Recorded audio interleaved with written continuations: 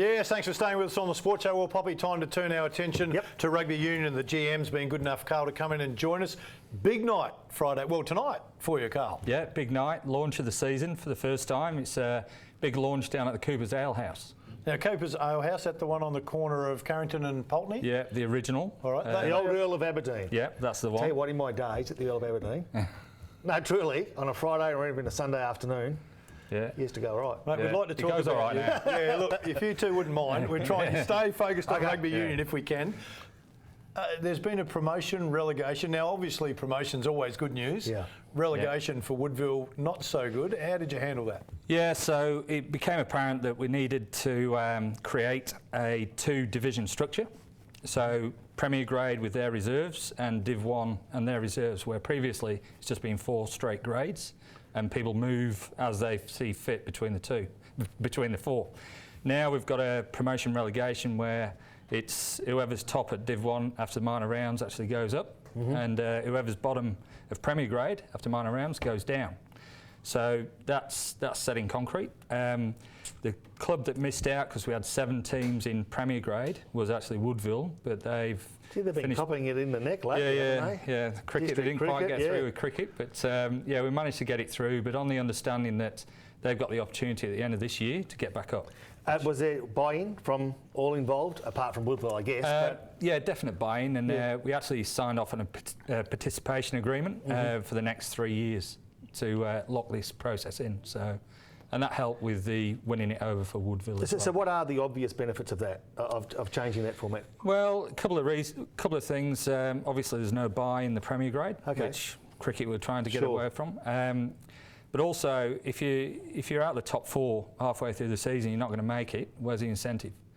So to get off the bottom is an incentive in itself. So obviously that works. All right, season starts Saturday. Early form. Who looks real good? Yeah, it's interesting. Brighton, who've been long time winners of the Premier Grade, they didn't feature in the finals last year. I see them coming back quite strong this year. A couple of trial matches been going on. Burnside are looking young and fit, so as normal, they're normally quite young, so could be interesting.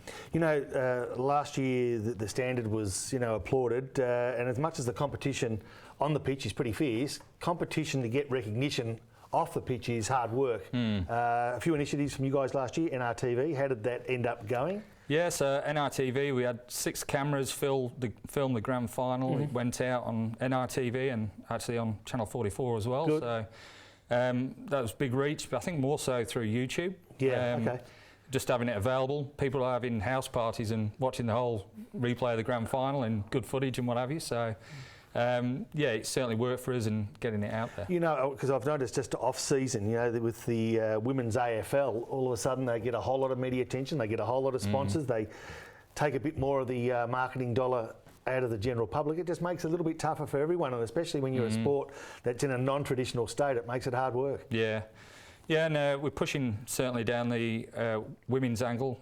The Pearl's been successful in Rio, great success.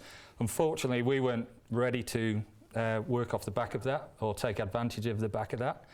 But and one of the items there for discussion are our Adelaide University women's team has been selected in a national universities competition, which is in sevens. Yep. So it's 8 universities in the country are playing nationally, and that's going on for a 2-month period, end of August. Is there a bigger emphasis all of a sudden on the women's program? And you guys have always, when we spoke to you last year, you talked about it, but on the back of what's happened with the women in the AFL, is there a bigger emphasis now, you feel? I think it's a motivation for all sports at the moment, to be honest. It's certainly in rugby, it's been a missed opportunity, but certainly working down that direction. We'll actually be borrowing 2 or 3 of the Pearls for the Adelaide University team. When they're in town, they'll be training in June, July, ready for the August to October competition. So during that period, we're going to have an extra emphasis on women's sevens or girls' sevens in high schools, using the girls to get out there into the schools and a bit of motivation there. I just wonder about the longevity of women's sport in what is a traditional men's field. And I applaud everything I've seen from the women's AFL. It's been outstanding. It's been fantastic. In fact, I think it caught most by surprise. And I know there's that natural inclination to probably pursue down that path. I just wonder whether or not you've missed the boat, or whether or not in 2 or 3 years' time we might be thinking, geez, I'm glad we didn't invest too much in that. Yeah. And you know what? I'll probably be proven wrong again, but I'm just not 100% convinced yet. I think there's a market for it, because women obviously want contact, because AFL's just gone crazy. True. So netball's not satisfying the women. So there's how many opportunities are there? There's probably just AFL at the moment. How big's that going to grow? Yep. We're offering another product. Got to come in at the grassroots level. Your development office, he's had a fair bit of success. How are you rating that? Yeah, so we had 3 development officers, well, 4 in the field last year, and out of Australia we were the best performing state. We had 6,000 primary school kids go through our version of a participation, same as Auskick. It was game on, and that's a 5-week period of game on. So good reach, 6,000 kids. Yeah, and even last year we saw some increase in junior numbers, 3.5% increase in junior numbers, and already this year, although the season's not started for juniors, we're seeing that growth in those younger numbers, and that's the future of our sport. There's been some massaging to Auskick, for instance, with age participation. I think they've lifted it to something like 8 now, and then you're not contact until 10. I'm making that up, but they've lifted it somewhat. Is that an opportunity? How do you... So we have... Do you work around what other sports might offer? Yeah, well, we've got a full pathway already. All the way. We probably initiated that pathway for contact, non-contact. So it's modified games all the way through to under 12s. Yes. Various formats of the game. Non-contact under 7s. You go into contact at under 8. Okay. But it's limited. Yeah. Limited. And increasing to under 12s, and then it goes 15 aside. Okay. Carl, quickly, because we've got to wind it up. Player, coach, administrator, is it all people management, or is it different across the journey? It's people management, but it's what is management, what is leadership. It's getting everybody on the same page and their belief in it and their thoughts and their direction as much as mine. Which is the harder?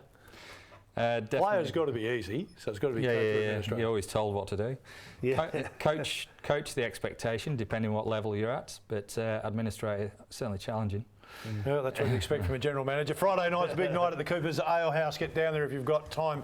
Big launch for Rugby Union. Thanks for coming in, Carl. Got to get to a break. Stay with us. Still plenty to come.